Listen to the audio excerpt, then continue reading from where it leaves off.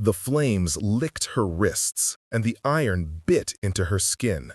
But Alara Voss laughed, an ugly, small sound that broke like glass in the clearing, and spat a single, steady word at the Alpha who had signed her death. Remember. Wait, before the next revelation unfolds, if this story has already captured your heart, let us know where you're following from. To ensure you don't miss unexpected twists, emotional reconciliations, or new beginnings, subscribe and stay connected. Now, back to the story. The hair at the nape of Cale Oberon's neck prickled the way it always did when the woods were about to remind him of things he'd tried to bury. He stood on the ironstone, cold and unmoved, and watched the pyre burn. The Moropac's gathered, shadowed faces were a jagged sea of expectation, anger, relief, the thirst for a closure that smelled of blood and winter-long fear. The Beta's widow sobbed low and animal, leaning against a tree as if the bark could hold her from crumbling. Children pressed small hands into their mother's skirts, eyes round and hungry for the lesson this sacrifice would give them, that their Alpha's justice was absolute. Ilara's chains sparked as she shifted her weight, her dark hair matted with ash and sweat, her lips split and stained with the tang of iron and smoke. They had called her a witch, the way people use a blade, to keep from feeling small, to have a name to point to when the world turned cold. The accusation of killing a Beta had laced the last of the bloody raids with direction. The pack needed an execution to stitch their fear into loyalty. They had chosen her because she was fragile-seeming, a human with no pack to howl for her, whose face reminded people of a child. No one bothered to probe the ways a person like that might harbor storms. Cale's silver gaze did not waver. He had chosen the pyre not because he believed her guilty, but because leadership is not sentimental. Leadership was the cold arithmetic that kept the Meropack alive through seasons of bite and siege. If one weakness showed, 6 rivals would test it. If grief had turned inward instead of being met with authority, the territory would be forfeit.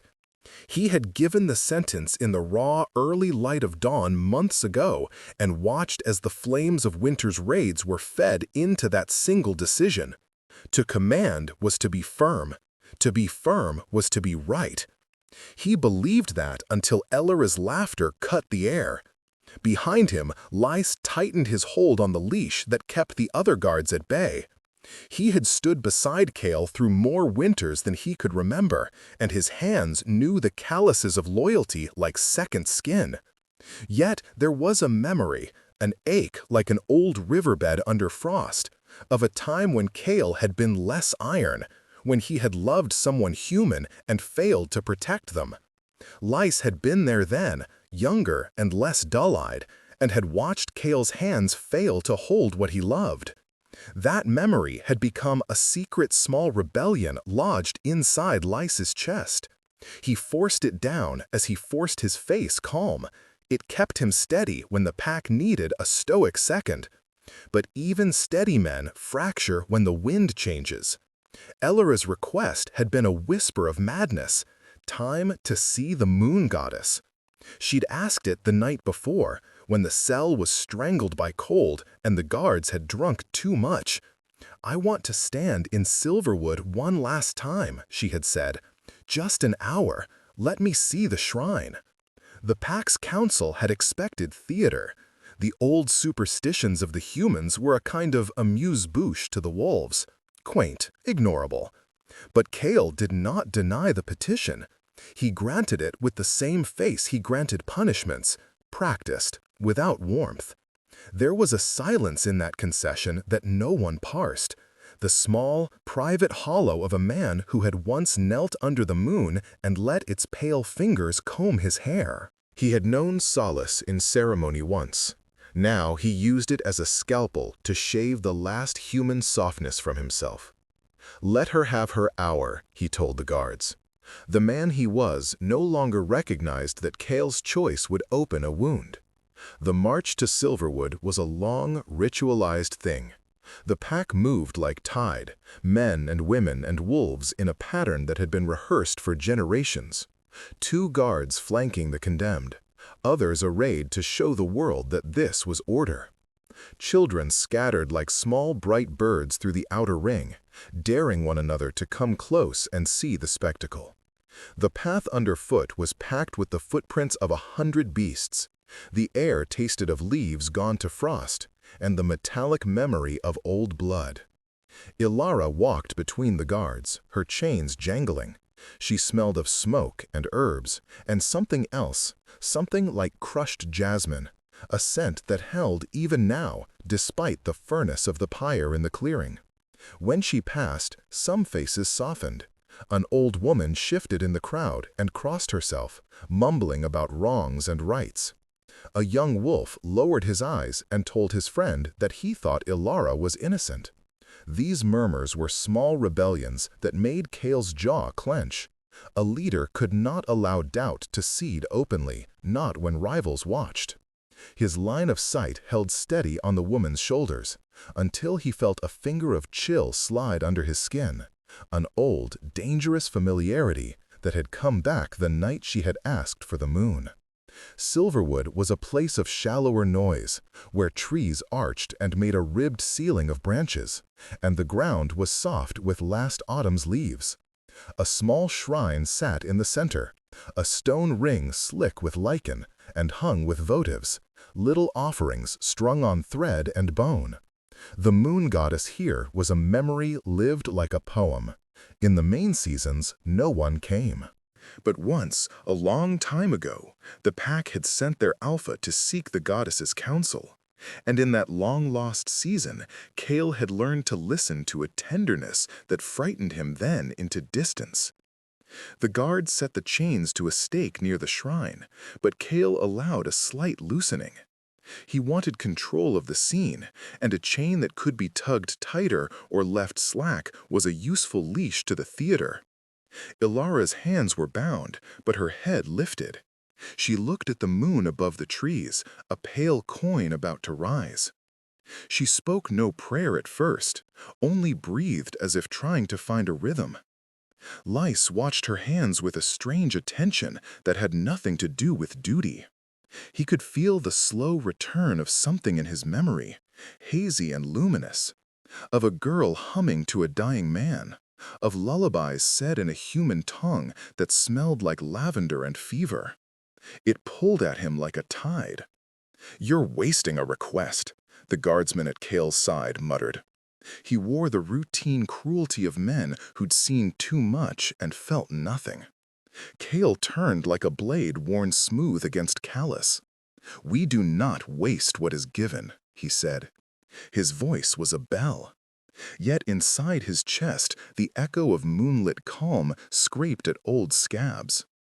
He watched Ilara tilt her face into the light, as if expecting to be flooded with something.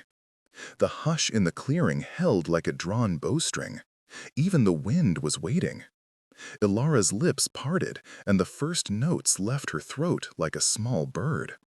It was not a performance. The sound was raw and threaded with fear and something older, inheritance. As she hummed, a drift of wind moved through the branches, and the votives at the shrine starred. The candles bent as if to listen, and a pale powder seemed to fall around Ilara's feet, ash or dust or something not of the earth. A child's gasp cleaved the air. Lys felt his knees go water, though he did not kneel. Kale's silver eyes narrowed until they were slits of steel. "What trickery is this?" a voice barked from the crowd. Accusation spread like oil. The widow of the Beta, eyes raw, lurched forward as if she could seize the woman who had killed her husband and wrench truth from her. Ilara laughed again, but it was different now, less a sound of defiance and more like a memory cracking open. She lifted her chin and began to speak, not in the common tongue, but in the old language. syllables that had no place here but felt right on her lips. The trees inhaled. A fox at the edge of the clearing sat upright, ears pricking. Even wild things seemed to know something had turned. Lies shoved his hand into his cloak, fingers finding a small charm he had kept since the days the pack had been different.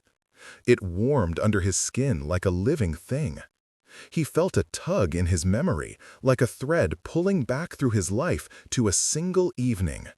Kale on his knees in the same wood, hands trembling, a human woman's hair loose across his palms. He had been 20 then, arrogant and sure he could hold two halves of a pack together with loyalty and a knife.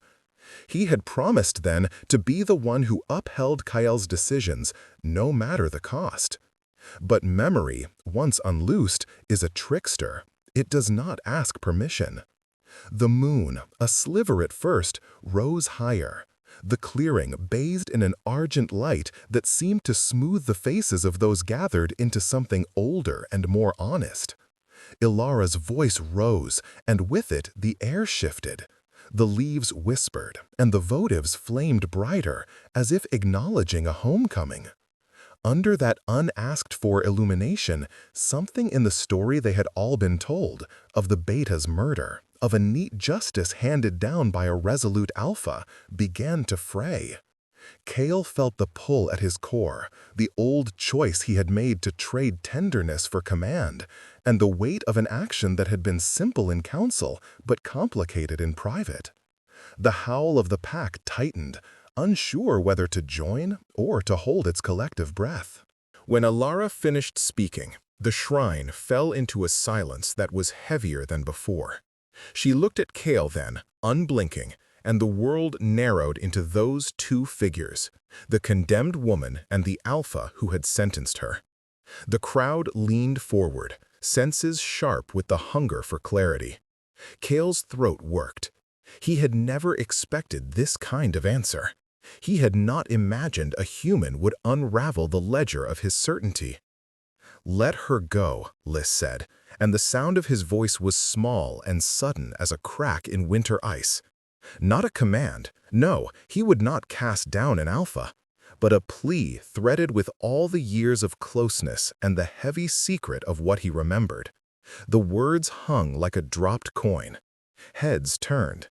Kale's mouth hardened into the line people bowed to.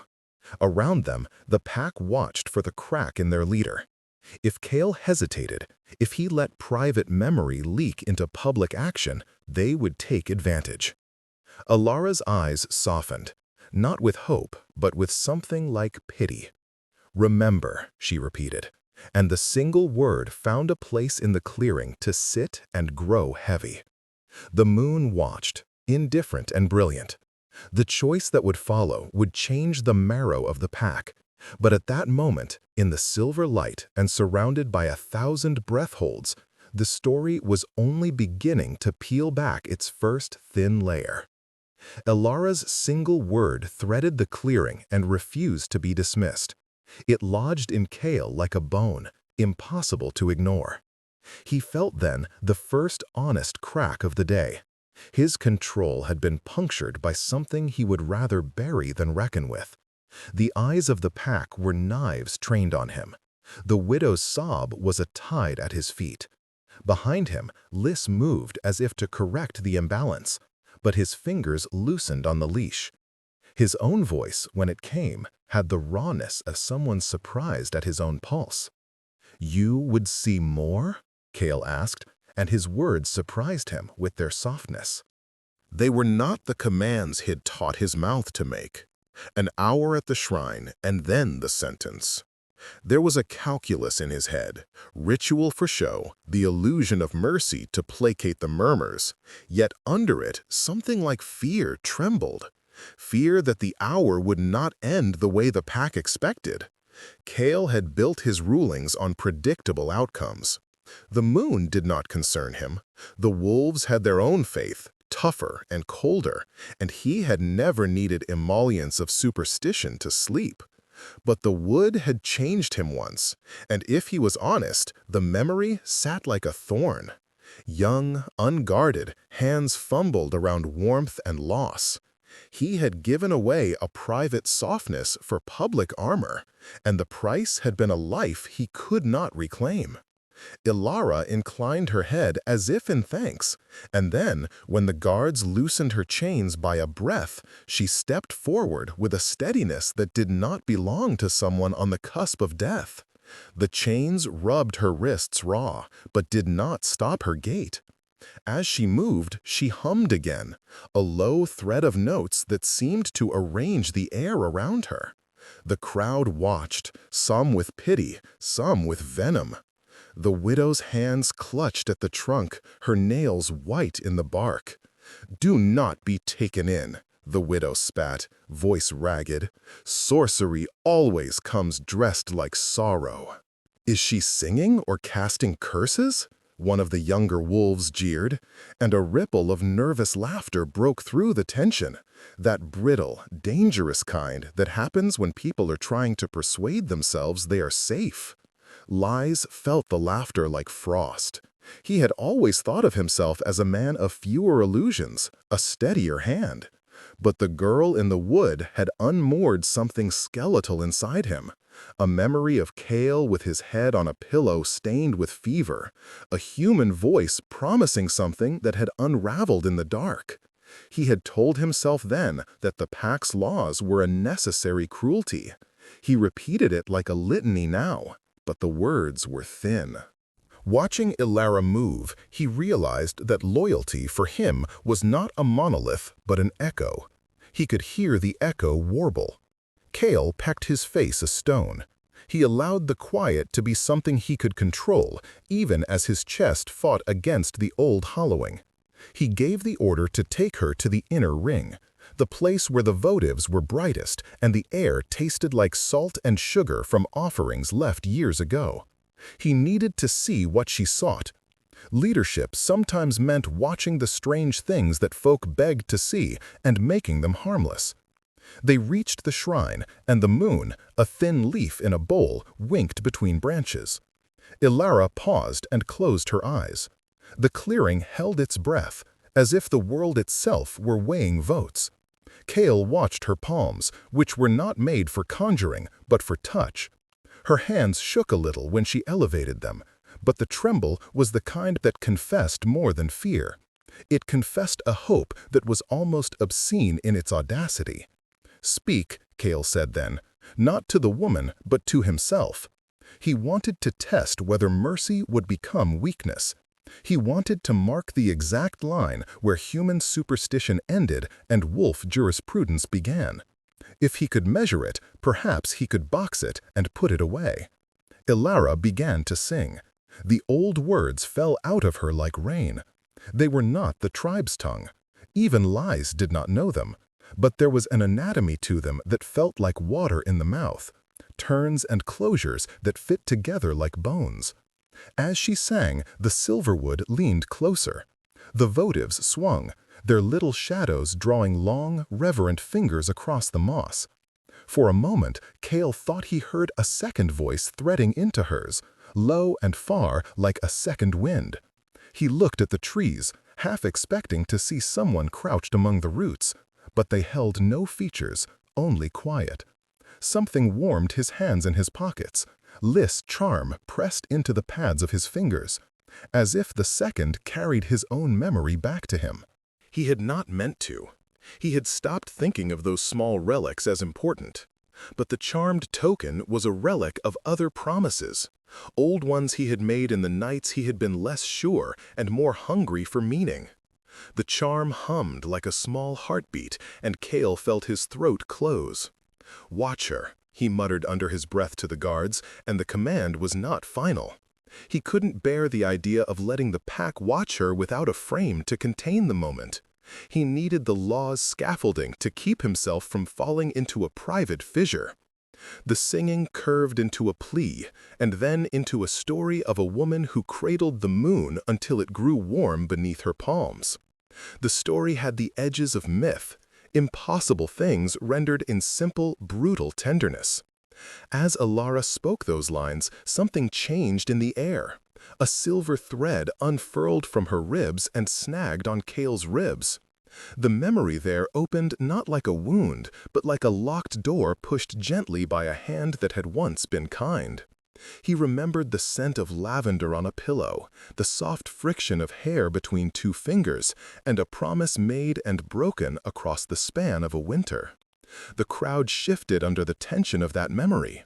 Some chewed and spat, offended by the thought that their leader might carry a secret soft enough to recall the face of a human he had loved.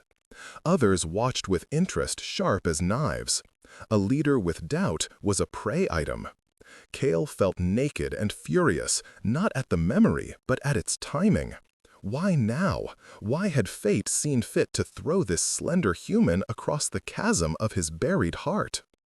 Ilara opened her eyes and looked at him with a clarity that made him want to look away. "I remember you," she said quietly. The voice slid across the clearing like oil. "You knelt here once and begged mercy for something you thought only the moon could grant." The widow lunged forward, a raw animal, and the guards gripped her. "She lies. Manipulation." "That trick?" "It is not a trick," Lys said, and his voice was a blade that went soft at the edge. He stepped between the widow and the chained woman, and the crowd parted as if a wind had pushed them. "I remember that night. Cale came back with blood under his nails and a face turned to moonlight. He carried her, a human whose name—" Lys stopped. Names were weapons here. He had learned long ago the power of holding one in your mouth. He had also learned the cost of keeping it buried, and he felt the urge now to unloose it. Her name was— Lys hesitated, and the world tilted like a thing listening for a dropped name. Aaron. The name was small, but it left a bruise. If the crowd had expected a tidy tale, it would not find one. Cale's face tightened until it hurt. If there had been questions before, they gaped now into something jagged. Lys' confession, half remembered, half feel, was a hand thrust into a wound that had scabbed over years ago. Cale had not told them about Aaron. He had refused himself that mercy. Ilara's mouth curved as if at a private joke. She did not flinch under the crowd's scrutiny. "Aaron was my mother's name," she said. "She sang the moon back to us when we lost our way. She told stories of alphas who could both lead and love. Do you remember Aaron, Cale? Remember what you asked the moon for that night?" The air brightened like glass under a hand. People coughed and shuffled. Cale felt the acid of embarrassment rise. He also felt, beneath it, something purer, regret, enormous and thick as winter fog.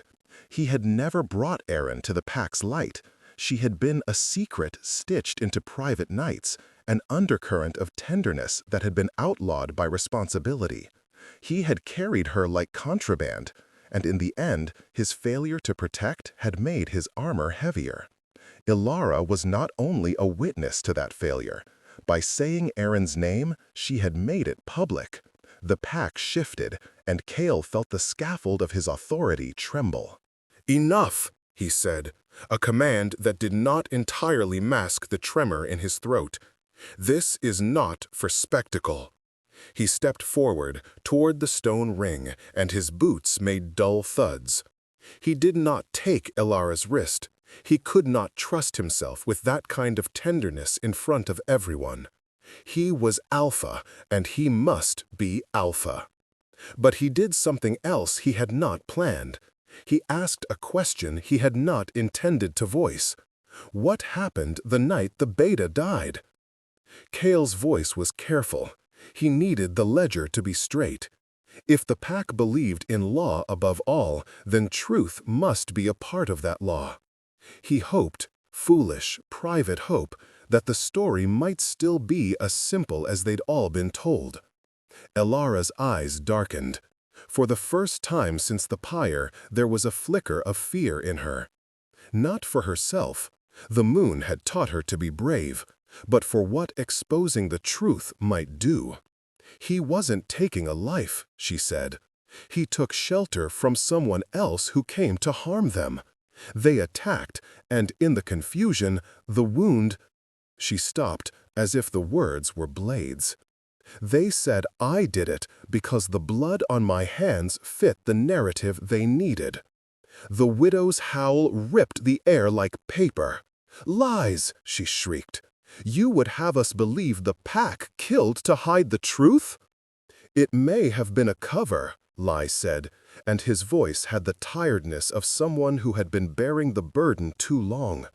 "There have been whispers. The raids weren't random, they were coordinated. The enemy came from a direction we did not expect." A ripple of discontent ran through the crowd. To posit a conspiracy against the pack was to destabilize their certainty. People hate being made small by the idea they've been fooled. Faces hardened and aimed to blame. Kale kept his hand on the rim of the stone, feeling lichen scrape his palm, a thing of earth and age, and he had to decide whether to be the steward of truth or the guardian of order. Lies looked at Kale then, his gaze stripped bare. "We could look into it," he said quietly. "We could delay the execution until we are certain. We can question the guards who were on watch, the men who escorted the beta that night. We can—" "No," Kale cut him off, but his voice did not land like it once would have. The word had the weight of someone trying to stop a flood with hands. To entertain that would be to open us to attack. Delaying would weaken us. "But what is strength if it's built on injustice?" Lies shot back, and the words had the heat of someone who'd been holding his own conscience under glass for years. The crowd murmured again. Dissent was contagious. A few faces turned toward Kale with something that looked dangerously like hope. Ilara's laugh, soft and shattered, drifted through it all. "You have to choose," she said simply. "Choose to be sure or choose to be feared." Her gaze swept the ring of faces until it landed on Kale like a test. "You can't be both." Energy pulsed through the clearing. That single sentence, both accusation and plea, pressed on a splinter within Kale. He had always groomed himself to be the embodiment of both mercy and ruthlessness, a balance that required strict calculation. Yet now, in the moon's slit-lit silver, he felt the two options separate and reveal themselves as opposed, not complementary. To the pack, Kale had to show that law was immovable. But if he did not allow investigation, the rot of suspicion would grow. If he did, rivals might sense weakness. The ledger of leadership was not a book he wanted to open, but a ledger needed ink and pain to be legible. 2 hours, he said at last, and the words were less triumphed than bargain. 2 hours at the shrine. No visits, no interference. After that, we decide. The sentence startled no one more than Kale. 2 hours was dangerous, long enough for miracles or betrayals. It was a choice that dared fate to err. It was also a compromise that left him vulnerable. Some in the crowd whispered that he had been softened. Some said he had been bought. Others called it wisdom. Lys exhaled as if a pressure had been lifted, but his hands were still trembling. He was not sure if he had done right. He had opened one small door of possibility and now had to live with the consequences. Ilara closed her eyes and let out a breath that shuddered like a body coming back from drowning. The moon slid a fraction higher, as if to measure the risk with a thin, indifferent smile. The guards tightened the slack of her chains until they held like a polite lie. Ilara did not resist. She stepped into the center of the shrine ring and fell to her knees as if she had been waiting all her life for this precise piece of ground. She bowed her head and pressed her forehead to cold stone. The sound around her hushed to a swallow. Somewhere in the forest, a fox barked, small, disbelieving, and the pack listened like a jury. Kael walked back to his place on the ironstone with his hands clasped behind him. The marrow of his command felt different now, less like a hammer and more like a scale. He had given time, and in doing so had invited doubt into the heart of order. He did not know if he had done the right thing. He only knew it had been a human, dangerous, and irrevocable act. The dilemma sat between them like an animal. Open inquiry that might spawn weakness, or swift, unquestioned justice that might bury a truth capable of consuming them later. The pack's breath fogged in the air. Children peered and rewound gossip between their teeth. The widow pressed her hand to her chest as if to hold something in. Lys watched Kael as if he had become an illness to root out or a misremembered lover to save. In that tense pause, the slow mechanical minute before a precipice, Ilara's fingers brushed a coin-shaped votive at her feet. She did not touch Kael. She did not ask for pity. Instead, she curved her fingers around the small token and held it as if it were proof that she had once loved and had been loved in return. Her head stayed bowed. The moon watched, and the wood kept its counsel. 2 hours were a promise burned onto thin night, and promises in the marrow pack had a way of reshaping people. Kael had offered time. He did not know what it would take. He only knew that whatever came next would not be clean. The pack, which had wanted a closure, had instead been given a question, and questions, once planted, were merciless in their growing. Ilara's fingers tightened around the votive until the skin at her knuckles blanched. The small coin in her palm was smooth with use, a disc of old bone threaded through a strand of hair. Her mother's, she thought, though memory had a way of misplacing details. Here, kneeling, the world narrowed to the cold stone under her forehead, the scent of moss, the distant rustle of a pack that had come for a spectacle and remained for a question. The coin vibrated faintly, as if remembering the regularity of some long-dead heartbeat, and Ilara let its quiet steady her. Hours can be a narrow room or an endless plain, depending on what one brings to them. For some in the marrow pack, 2 hours would be a moment. For Kael, it felt like a fissure he could fall into. For Lys, it felt like the first air inhaled after holding a secret too long. For Ilara, the hours were an anatomy lesson of memory. Each tick of time a muscle strain that pulled at the seams of a life she had wrapped too tightly to bear inspection. As the moon slanted higher, the outer ring of watchers thinned into a constellation of more interested faces. Elders who came for omen, children who came for drama, rivals who came to mark the alpha's steadiness or weakness. Up close, the masks of certainty looked tired. The widow retreated to the edge of the trees, where grief had its own company. Kael kept his place atop the ironstone like a mark. He wore authority like armor, and lately he felt the metal rusting from within. Ilara began to sing again, quietly at first, then with a clarity that pulled at the threads of memory all around her. The old words were not just syllables, they were hooks hammered into something that had been deliberately buried. As the notes unwound, Lys found himself bowing toward more than the song. Images came to him like flares, a rushing corridor of blood and boots, a shout that never settled into meaning, the flash of a blade, and someone screaming the name Eren. The memory was a puzzle with pieces that did not quite belong. Yet, in the act of remembering, the pieces began to fit with an agonizing precision. Lys had been a young guard then, teeth newly bared at the sight of enemies. He had trusted decisions, swelled with the righteousness of doing what was necessary. But he remembered the night with different clarity now. Eren had been at the edge of a barn, not a battlefield. She had been carrying a child's blanket, no, a parcel of bandages, and there had been a scuffle with a peddler that turned too quick into violence. The beta had intervened to protect someone who was not of the pack, and in that protection, the knife had found bone. Lys had seen blood. He had seen hands frantic and blamed where fear needed scapegoats. He had kept his mouth shut because he trusted the Alpha then and feared the consequences of questioning cause and effect. Time had calcified those choices until they were untouchable.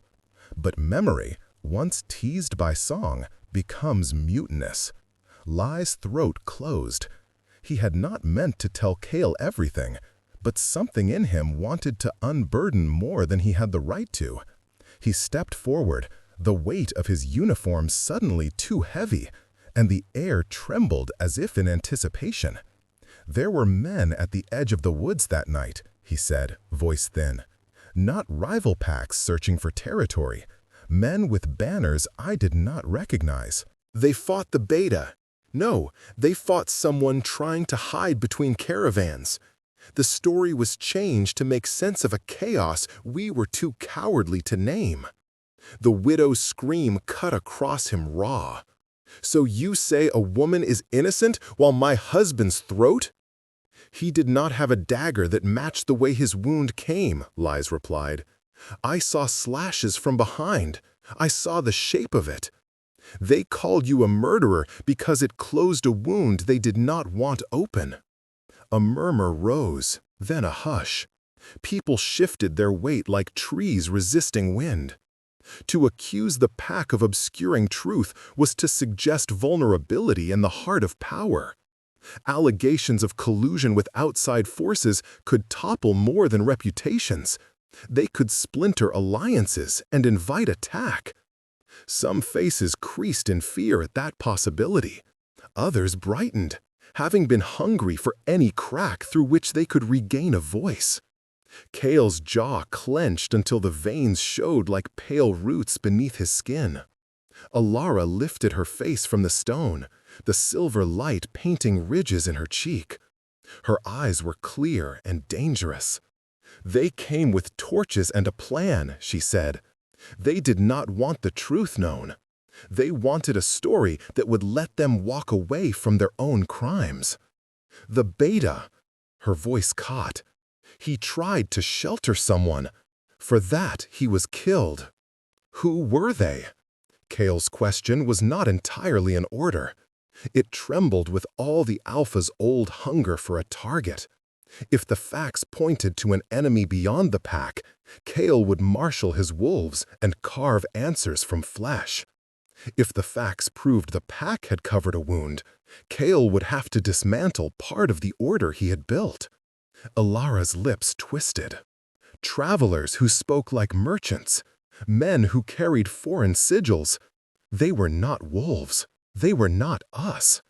They wanted something the Beta had stumbled upon. Maps, a letter, a debt. They could not let him tell. So they made a trail to follow that misled us. Lai nodded, the motion like a man removing a hat. "I found fragments later, a scrap of cloth with a pattern not from here, a token with another crest. I hid it then. I feared the tide would sweep me under." He glanced at Kael. No accusation, but a plea. "I'm sorry I did not act." Apologies in the Marrow Pack were dangerous. They had power to heal or to wound, depending on how one wielded them. The crowd smelled the possibility of betrayal like wolves scenting carrion. Some cried treachery, some demanded proof. The widow's eyes burned with a private righteousness. "You expect us to believe this? To let the man who slays our blood walk because some traveler had designs?" "Justice is not convenience," Ilara said. Her voice wavered, carrying the weight of someone who had been placed on a pyre for a lie. "I ask for an inquiry. I ask you to look at what was hidden. The pack deserves clarity." Kael looked at the line of faces around him, men who would follow his direction without question, and others who would look for chances to seize power if he hesitated. Power is jealous of stability, but so too is it fragile when not rooted in truth. The memory of Erin, her fevered hands, her quiet vows, pressed against his sternum like a stone. He thought of the nights he had told himself that small mercies would grow into strength, only to watch them suffocate under the weight of his choices. "Very well," he said, and his voice cut the night like a blade that had learned to quiver. "We delay the execution. We form a small council to examine the evidence. Guards on watch that night will be questioned. The travelers you speak of, if they are the cause, will be sought. If we find we have been misled, those responsible will be punished." A ripple of relief and outrage passed through the crowd. Some shouted for immediate arrests. Others muttered curses that, softening the law, invited predators. The widow wept openly now, not from satisfaction, but from the vertigo of hopes that felt unanchored. Lies felt his insides unspool. He had asked for the right thing and feared the shape it would take. "You give her time," a voice snarled from the outer ring. "You hand her the moments she needs to weave new lies." Ilara's laugh was thin as glass. "I do not need time to practice deception." She bowed her head, closed her eyes, and when she spoke again, it was as if she resurrected a memory of someone speaking into her hair. "I need time for your laws to meet their mirror." The moon slid its silver blade until the light drew a white line across the face of a child near the stone. The child rubbed her eyes, not understanding the mechanics of truth, but sensing the rupture it made in adults' faces. These were the small witnesses of the pack, their future, the shape of who would stand when old wolves fell. They would learn here whether power means protecting your own or pretending grief into order. Cale's next decision would define him. He had offered time and had spoken of inquiry, but authority is measured in how one shepherds the response. He would appoint those he trusted, and that was the rub. Trust in the Marrow Pack was a currency spent thriftily. If he nominated his inner circle, critics would cry nepotism. If he included those who had questioned him, he risked mutiny. He thought of Lies, whose conscience had cracked, but whose loyalty had not quite dissolved. He thought of the widow, a rawness at the center of the night. He thought, like a man watching his reflection in a pond darkened with leaves, of Aaron's face, which had become a fossil in his memory. The moon had shown him that even stone could be eroded. "Form the council," Cale said finally, voice steadying as a trap is baited. "Lies, you will lead with 2 elders I select. We will question the guards and search the routes from that night. No one leaves the territory without my leave, and every traveler will be questioned." "Ilara," he paused, the name catching like a notch in his teeth. "You will remain at the shrine until the council meets.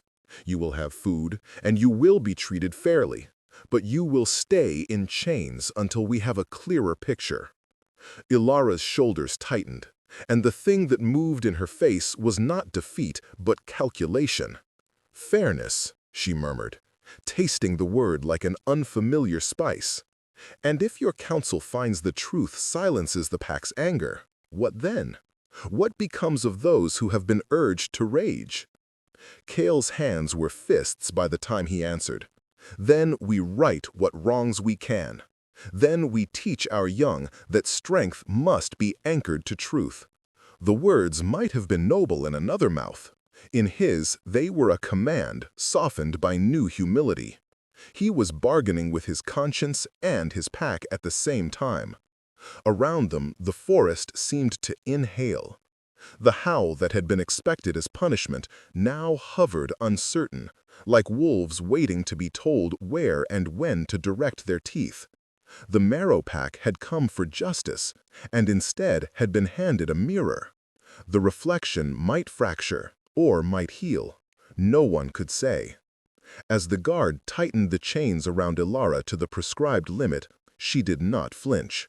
She kept her head bowed in a pose that was not submission, but patience. Lies stepped back, his mission fulfilled and unfulfilled in the same heartbeat. Cale watched the woman who had unmoored him in ways that would not be easily righted. and felt the bitter taste of change. Secrets had been pried, fractures were open and bleeding, and everyone would need to decide how to stitch what remained. Night deepened into a cold hum. Somewhere, a fox laughed as if at the folly of men. The moon looked down through the leaves like a witness with no vote. The council would meet. Truths would be chased like prey through the dark. And in the heart of the Silverwood, a human-born oracle knelt on cold stone and waited for the world to remember. The Silverwood held its breath like an animal listening for prey, and then everything moved at once. Lies had not expected to lead a council, but when Kyle named him, the responsibility hammered at every seam of the man he was. He felt younger and more terrified than he had in years, because the thing he now pursued was not territory or blood, but a truth that could hollow the pack. He gathered the elders in a low ring of stones while torches put their long, nervous fingers into the trees. They argued in hushed tones, old men with slow tempers and women whose memories were maps. Evidence was thin but pointed, fragments of foreign cloth, a token with a sigil not of Meropack, and a guard's staggered testimony that had been silenced by threats and drink.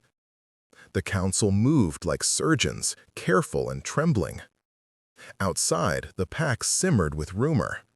Kyle remained on the Ironstone, eyes fixed on a horizon only he could see.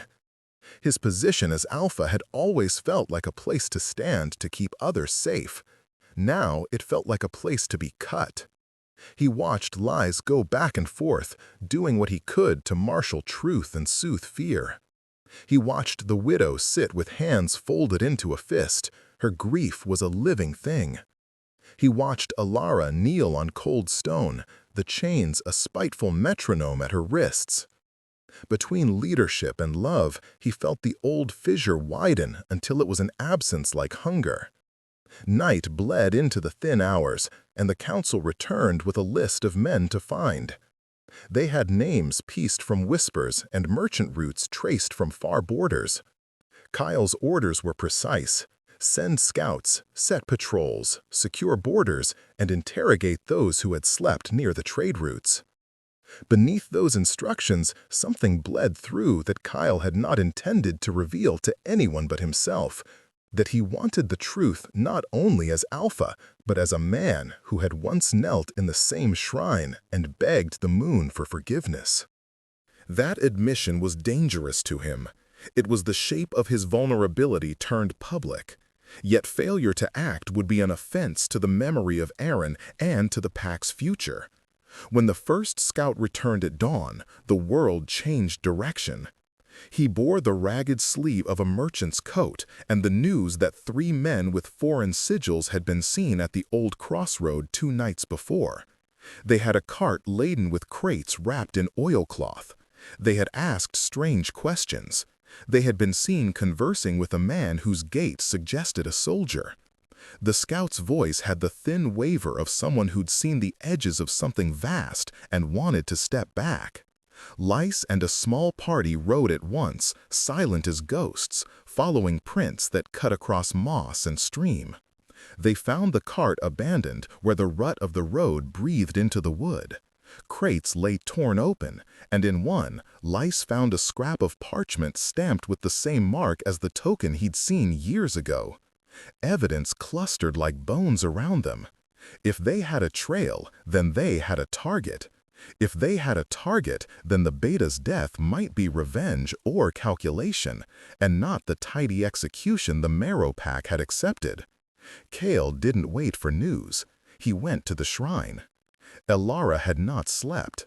She knelt with her hands clasped about the bone votive until her knuckles bit into it. When the Alpha stepped into the ring of moonlight, she raised her face as if the night had pressed her into the posture of confrontation. He towered by virtue of station, but in the silver wash she looked larger than he had imagined in his memory. There was a gravity in her that was not the result of law, but of something older, a lineage he had never named, and a resolve he had underestimated. You asked for time. Kale said, the words stripped of ceremony. He closed the distance between bone and did not kneel. Elements of command still lay between them like a third body. We found traces. They point to outside hands.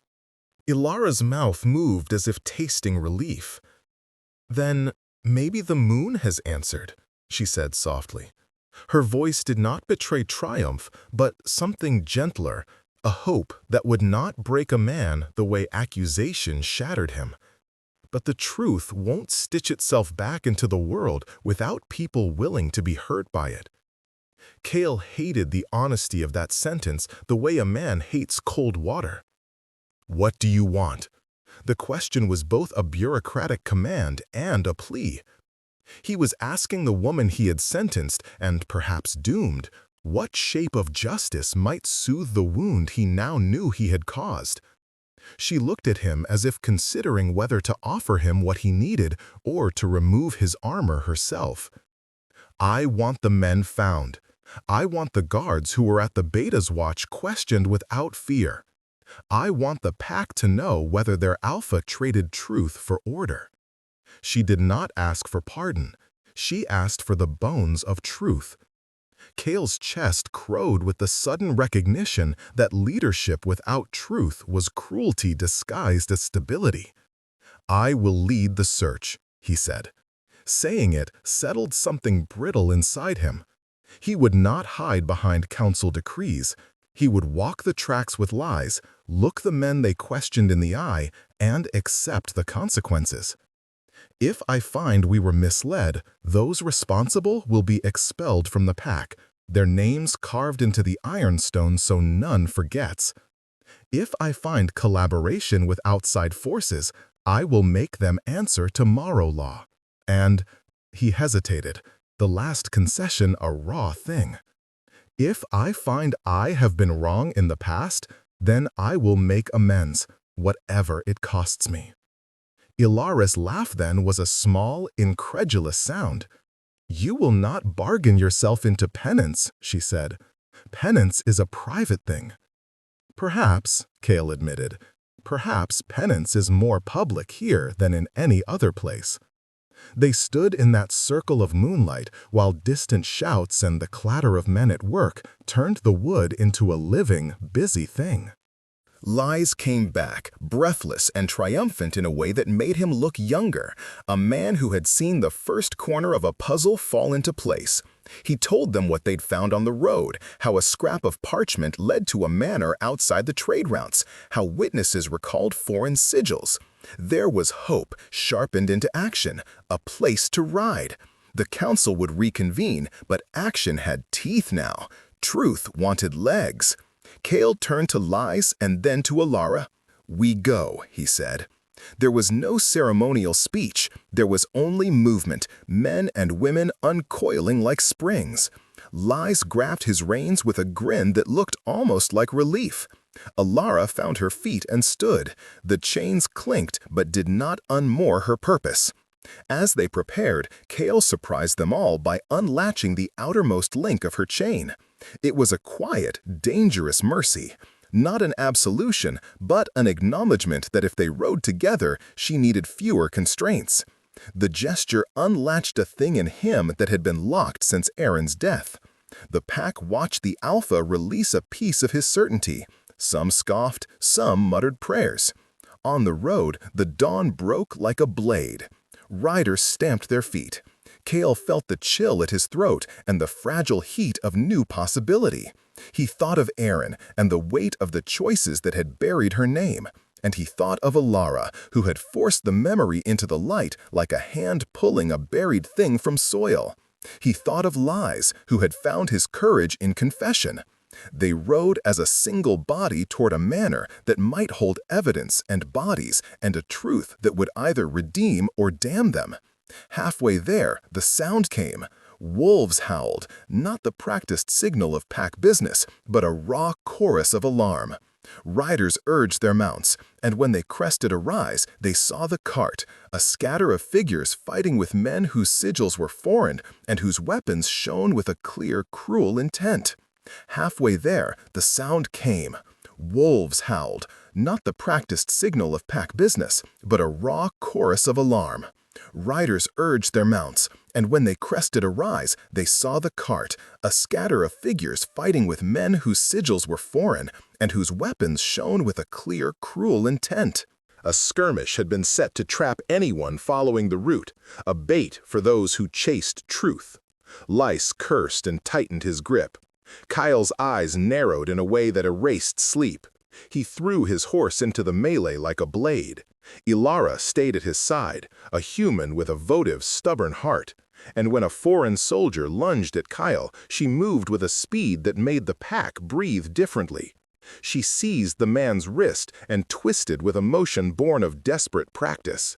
Blood flashed, and she saved Kyle with a reckless, intimate gesture that could not be unwound into law. A pang the size of regret punched through Kyle. He had come to lead a hunt and found his heart slapped by a woman he had sentenced. She bled at the knuckles where the man's blade had nicked her, and he caught his breath as if the wound were his own. He had trained himself to be a machine of command. This was fury braided with concern. He ripped open a man's collar with a single furious motion and found the token in the soldier's pack matching those they had found earlier. Proof cut through the fog. The fight was brief but brutal. Wolves and men fought shoulder to shoulder, and when it ended, the foreign men lay bound, and the pack roared with a sound that was both triumph and warning. The bitten air smelled of iron and wet wool, and something like redemption. Kyle stood over one of the captured men and found the certainty he had once prized slipping into place with different edges. Justice had teeth, but now they might be aimed rightly. He felt Lys' hand on his shoulder, the grip of a brother, and then Ilara's, small and steady. For a moment, authority and tenderness became a single dangerous thing.